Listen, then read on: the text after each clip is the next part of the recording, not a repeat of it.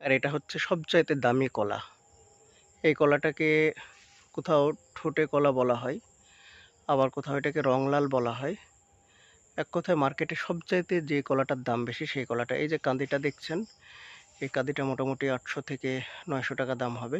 এবং এই কলা অনেক লং প্রসেসে, মানে চাপা কলা যেমন 8-9 মাসে ফল দেয়, কিন্তু এই কলা মোটামুটি 13 থেকে 14 মাস, কখনো কখনো 15 মাসেও চলে আসে। 15-16 মাস পরে গার ফল দেয়।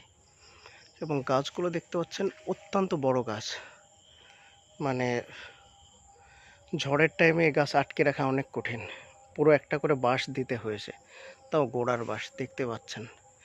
এই যে বাগান, যেমন এই কলার দাম আছে তেমন অনেক লং প্রসেস এই কলা।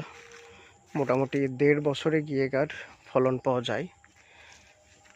তো যারা চাষ করতে চান দেখুন, ওই যে কাঁদিটা দেখছেন, অনেক বড় একটা কাঁদি।